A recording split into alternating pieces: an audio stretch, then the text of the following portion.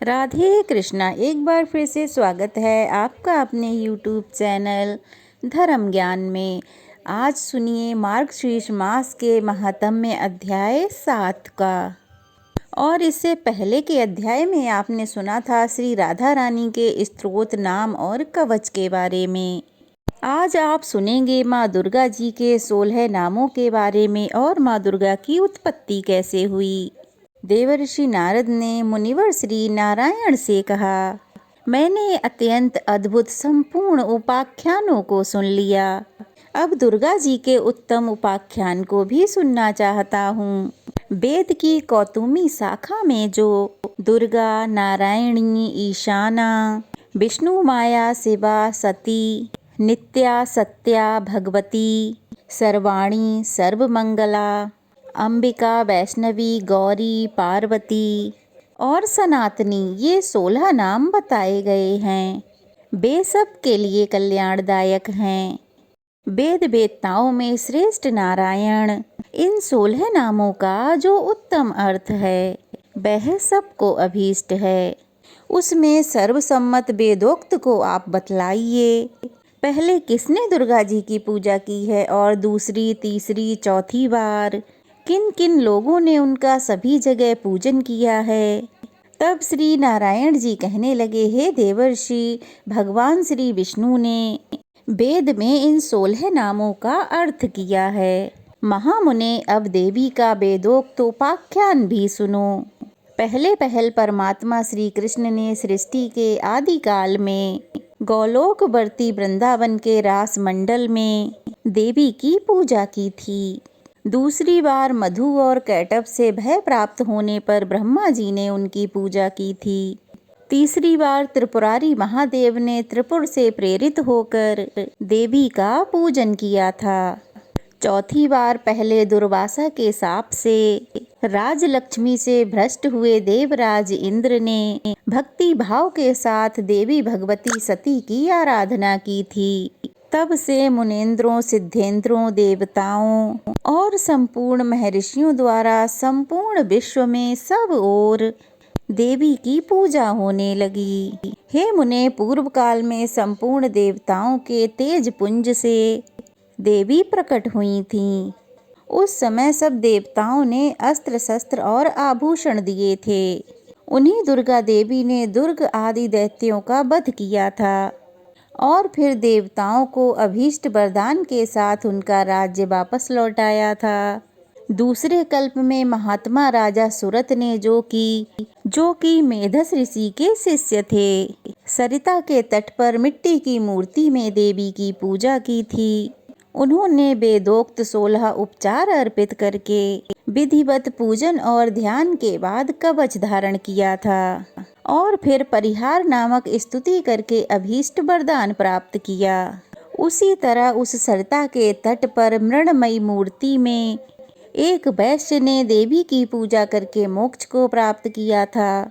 राजाओं और वैश्यों ने अपनी आंखों से आंसू बहाते हुए दोनों हाथ जोड़कर देवी की स्तुति की और फिर उनकी मृणमयी प्रतिमा का दोनों हाथ जोड़कर उस जल में विसर्जन कर दिया। वैसी मृणमयी प्रतिमा को जलमग्न होकर देखकर राजा और वैश्य दोनों रो पड़े। फिर वहां से वो कहीं और चले गए। वैश्य ने देह त्याग कर जन्मांतर में पुष्कर तीर्थ में घोर तपस्या की और दुर्गा देवी के वरदान से वे गोलोक धाम को चले गए। राजा अपने निष्कंटक राज्य को लौट गए और वहां सभी के आदरणीय होकर बलपूर्वक शासन करने लगे। उन्होंने 60,000 वर्षों तक राज्य का भोग किया। फिर अपनी पत्नी और राज्य का सारा भार अपने पुत्र को सौंपकर काल योग से पुष्कर में तपस्या करके दूसरे जन्म में सावर्ण्य मनु हुए। हे वत्स, हे मुनि श्रेष्ठ, इस प्रकार मैंने आगमों के अनुसार दुर्गा उपाख्यान का संक्षेप से वर्णन कर दिया। अब तुम और क्या सुनना चाहते हो? फिर देवर्षि नारद के पूछने पर भगवान नारायण ने तारा की कथा कही और चैत्र तनय राजा अधिरथ से राजा सुरत की उत्पत्ति का प्रसंग भी सुनाया। देवर्षि नारद के प्रश्न का उत्तर देते हुए भगवान श्री नारायण बोले कि ध्रुव के पौत्र और उत्कल के पुत्र बलवान नंदी स्वयंभू मनु के वंश में सत्यवादी और जितेंद्रिय राजा थे। उन्होंने 100 अक्षौहिणी सेना साथ लेकर राजा सुरथ के राज्य को चारों ओर से घेर लिया। हे नारद, दोनों पक्षों में पूरे 1 वर्ष तक लगातार युद्ध होता रहा। अंत में चिरंजीवी वैष्णव नरेश नंदी ने सुरथ पर विजय प्राप्त कर ली। नंदी ने उन्हें राज्य से बाहर कर दिया। इस तरह भयभीत राजा सुरथ अकेले ही घोड़े पर सवार होकर घने वन में चले गए। वहां भद्रा नदी के तट पर उनकी एक वैश्य से भेंट हुई। मुने उन दोनों ने परस्पर बंधु भाव की स्थापना की। वे दोनों मित्र हो गए, उनमें बड़ा प्रेम हो गया। राजा वैश्य के साथ मेधस के आश्रम पर गए। भारत में सत्पुरुषों के लिए जो दुष्कर पुण्य क्षेत्र है, उस पुष्कर में जाकर राजा ने उन महातेजस्वी का दर्शन किया। मेधस जी अपने शिष्यों को परम दुर्लभ देव तत्व का उपदेश दे रहे थे। राजा और वैश्य ने भी मस्तक झुकाकर उन मुनि श्रेष्ठ को प्रणाम किया। मुनि ने उन दोनों अतिथियों का आदर किया और उन्हें आशीर्वाद दिया। फिर अलग अलग उन दोनों का कुशल मंगल, जाति और हाल पूछा। राजा सुरथ ने उन मुनीश्वर को बारी बारी उनके प्रश्नों का उत्तर दिया। राजा सुरथ बोले, हे ब्राह्मण, मैं राजा सुरथ हूँ और मेरा जन्म चैत्र वंश में हुआ है। इस समय बलवान राजा नंदी ने मुझे अपने राज्य से निकाल दिया है। अब मैं कौन सा उपाय करूं, किस प्रकार अपने राज्य पर पुनः अपना राज्य स्थापित कर सकूं? हे मुनिवर, अब आप ही बताइए। हे महाभाग, मैं तो आपकी ही शरण में आया हूँ। ये समाधि नामक वैश्य है और ये बड़ा धर्मात्मा है। फिर भी दैववश इसके स्त्री और बच्चों ने धन के लालच में इसको घर से बाहर निकाल दिया है। इसका अपराध बस इतना ही है कि ये स्त्री और पुत्रों के मना करने पर भी सभी ब्राह्मणों को प्रचुर धन और दान दिया करता था। इसी से क्रोध में आकर उन्होंने इसे घर से निकाल दिया। फिर जब उन लोगों को दुख हुआ तो वे इसे ढूंढते हुए यहाँ आए हैं। परंतु ये पवित्र, ज्ञानी और विरक्त वैश्य अब उनके आग्रह करने पर भी घर को नहीं लौटना चाहता। तब इसके पुत्र भी पितृ शोक से संतप्त होकर सभी कर्मों से विरक्त हो गए और अपना सारा धन ब्राह्मणों को देकर घने जंगल में चले गए। श्री हरि का परम दुर्लभ दास्य प्राप्त हो, यही इस वैश्य का अब अभीष्ट मनोरथ हो गया है। इस निष्काम वैश्य को यह अभीष्ट वस्तु कैसे प्राप्त होगी? हे मुनिवर, आप कृपा पूर्वक विस्तार से यह सब बताने की कृपा करें। तब श्री मेधस ने कहा, राजन, निर्गुण परमात्मा श्री कृष्ण की आज्ञा से दुर्लंघ त्रिगुणमयी विष्णु माया सभी विश्व को अपनी माया से ढक देती है। वह कृपामयी देवी जिन धर्मात्माओं पर कृपा करती है, उन्हें दया करके परम दुर्लभ श्री कृष्ण भक्ति प्रदान करती है। हे राजन, जिन मायावी पुरुषों पर विष्णु माया दया नहीं करती, उन दुर्गति ग्रस्त जीवों को ही माया द्वारा मोह जाल से बांध देती है। राजन, मैं प्रचेता का पुत्र और ब्रह्मा जी का पौत्र हूँ और भगवान शंकर से ज्ञान प्राप्त करके परमात्मा श्री कृष्ण का भजन करता हूँ। महाराज, नदी के तट पर जाओ और सनातनी श्री दुर्गा का भजन करो। तुम्हारे मन में राज्य की कामना है, इसलिए वे देवी तुम्हें आवर्णीय बुद्धि प्रदान करेंगी और इस निष्काम वैष्णव वैश्य को वही कृपामयी देवी शुद्ध विवेचना बुद्धि देंगी। ऐसा कहकर कृपा निधान श्री मेधस ऋषि ने उन दोनों को देवी दुर्गा का मंत्र, कवच और स्तोत्र का उपदेश दिया। वैश्य ने उन कृपामयी देवी का पूजन करके मोक्ष प्राप्त कर लिया। राजा को अपना राज्य, मनु का पद और मनोवांछित परम दुर्लभ पद प्राप्त हो गया। इस प्रकार मैंने परम उत्तम श्री दुर्गा देवी का उपाख्यान पूर्ण रूप से सुना दिया।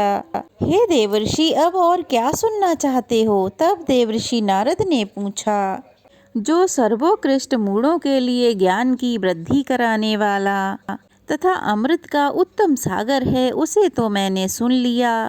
अब मैं गणेश खंड को, जो सभी मनुष्यों के मंगलों का भी मंगल खंड है, गणेश जी के जन्म वृतांत से भी परिपूर्ण है, उसे सुनना चाहता हूँ। जगदीश्वर, भला पार्वती जी के श्री उदर से श्री गणेश जी की उत्पत्ति कैसे हुई? किस प्रकार पार्वती देवी ने ऐसे पुत्र को प्राप्त किया? गणेश जी किस देवता के अंश से उत्पन्न हुए थे? उन्हें जन्म क्यों लेना पड़ा? वे अयोनिज थे, अर्थात खुद से प्रकट हुए थे, या किसी की योनि से प्रकट हुए थे? उनका ब्रह्म तेज कैसा था? उनमें कितना पराक्रम था? उनकी तपस्या कैसी थी? वे कितने ज्ञानी थे और उनका यश कितना निर्मल था? जगदीश्वर, नारायण, शंभु और ब्रह्मा के रहते हुए संपूर्ण विश्व में सबसे पहले उनकी ही पूजा क्यों होती है? वे हाथी के दांत वाले, एक दंत और विशाल तोंद वाले कैसे हो गए? महाभाग पुराणों में उनके जन्म का वृतांत वर्णन किया गया है। कृपया आप उस परम मनोहर और अत्यंत विस्तृत चरित्र को पूर्ण रूप से कहिए, क्योंकि उसे सुनने के लिए मुझे परम कौतूहल हो रहा है। तब श्री नारायण कहने लगे, नारद, मैं उस परम उत्तम रहस्य का वर्णन करता हूँ, तुम सुनो। वह पाप संताप का हरण करने वाला, संपूर्ण विघ्नों का नाश करने वाला, सभी तरह के मंगलों को देने वाला, सार रूप और सभी पापों का नाश करने वाला है। दैत्यों द्वारा पीड़ित हुए देवताओं की तेजो राशि से उत्पन्न हुई देवी ने दैत्य समुदाय का संहार कर डाला था। फिर वे दक्ष की कन्या होकर प्रकट हुई थीं। उस समय उन देवी का नाम सती था। उन्होंने अपने पति की अर्थात शिवजी की निंदा होने के कारण क्रोध में आकर अपने शरीर का त्याग कर दिया था और फिर शैलराज की परम प्यारी पत्नी मैना के पेट से जन्म लिया था। पर्वतराज ने उन पार्वती जी का विवाह शंकर जी से कर दिया। तब महादेव जी उन्हें अपने साथ लेकर निर्जन वन में चले गए। वहाँ बहुत लंबे समय तक शंकर जी पार्वती जी का विहार चलता रहा। जब देवताओं ने आकर विहार से विरत होने की उनसे प्रार्थना की, तब भगवान शंकर विरत हो गए। उस समय महादेव जी का शुक्र भूमि पर गिर पड़ा, जिससे स्कंद कार्तिकेय उत्पन्न हुए।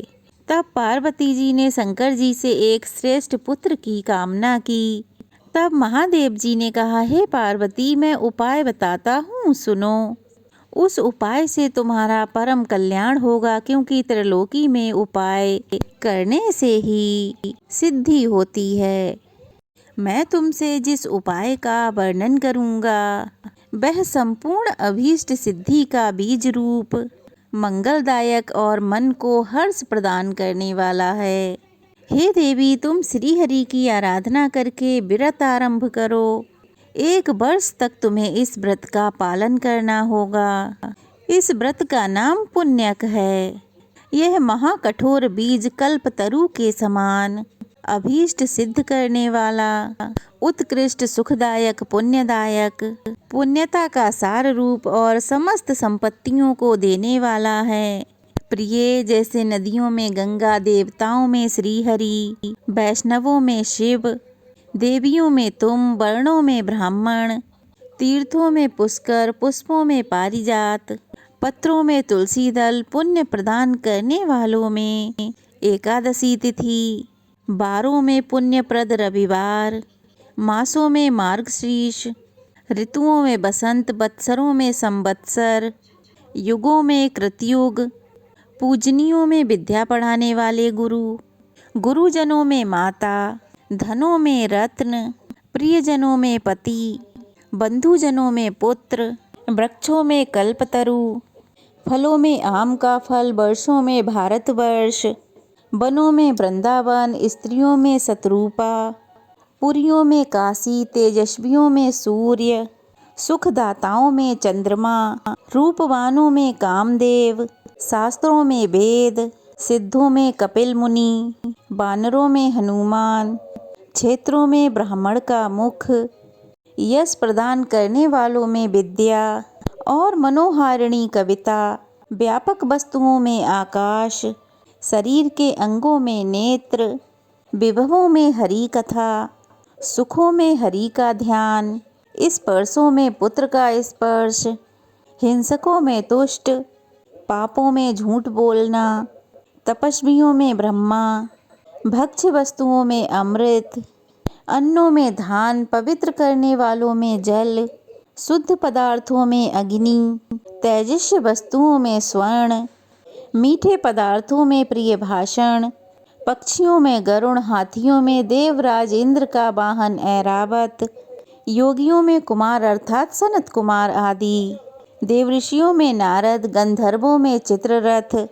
बुद्धिमानों में बृहस्पति, श्रेष्ठ कवियों में शुक्राचार्य जी, काव्यों में पुराण, सोतों में समुद्र, क्षमाशीलों में पृथ्वी, लाभों में मुक्ति, संपत्तियों में हरि भक्ति, पवित्रों में वैष्णव, वर्णों में ओमकार, मंत्रों में विष्णु मंत्र, बीजों में प्रकृति, विद्वानों में वाणी, छंदों में गायत्री छंद, यक्षों में कुबेर, सर्पों में वासुकी नाग, पर्वतों में तुम्हारे पिता हिमवान, गौओं में सुरभि, वेदों में सामवेद, तृणों में कुश, सुखप्रदों में लक्ष्मी जी, शीघ्रगामियों में अर्थात सबसे तेज चलने वालों में मन, अक्षरों में आकार, हितैषियों में पिता, यंत्रों में शालिग्राम शिला, पशु अस्थियों में विष्णु पुंजर, चौपाइयों में सिंह, जीवधारियों में मनुष्य, इंद्रियों में मन, रोगों में मंदाकिनी, अदिति पुत्रों में इंद्र, दैत्यों में बलि, साधुओं में प्रहलाद, दानियों में दधीची, अस्त्रों में ब्रह्मास्त्र, चक्रों में सुदर्शन चक्र, मनुष्यों में राजा रामचंद्र और धनुधारियों में लक्ष्मण जी सर्वश्रेष्ठ हैं। जैसे श्री कृष्ण सर्वाधार, समस्त जीवों द्वारा पूजनीय, सबके बीज स्वरूप, सबको सब कुछ देने वाले, सभी वस्तुओं के सार रूप हैं, उसी प्रकार पुण्यक व्रत संपूर्ण व्रतों में सर्वश्रेष्ठ है।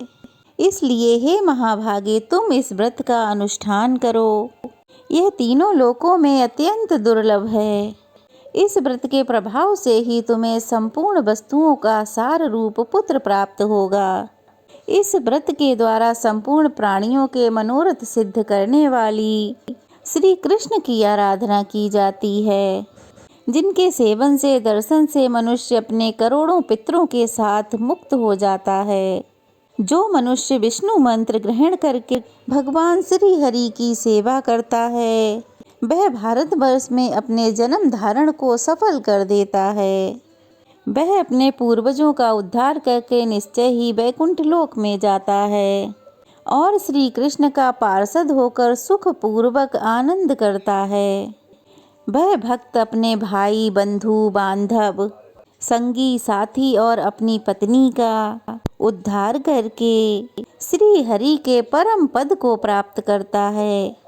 इसलिए हे गिरजे, तुम भी इस परम दुर्लभ विष्णु मंत्र को ग्रहण करो और उस व्रत काल में इसी मंत्र का जप करो, क्योंकि यह पितरों की मुक्ति का कारण है।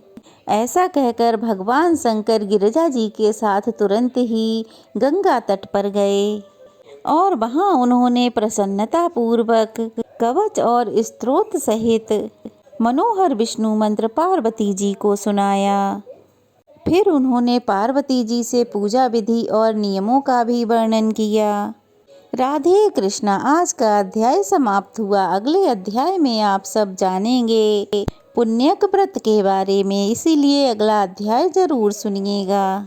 पुण्यक व्रत क्या है, इस व्रत से संबंधित पूजन सामग्री क्या है, इस व्रत को करने से किन किन पुण्य फलों की प्राप्ति हो सकती है, यह सारी बातें आप जानेंगे अगले अध्याय में। तो अगला अध्याय जरूर सुनिएगा। आज का अध्याय कैसा लगा कमेंट बॉक्स में बताइएगा और वीडियो को लाइक कीजिएगा, ज़्यादा से ज़्यादा शेयर कीजिएगा, चैनल को सब्सक्राइब कीजिएगा। तो चलिए फिर मिलते हैं। राधे राधे, जय श्री राधे।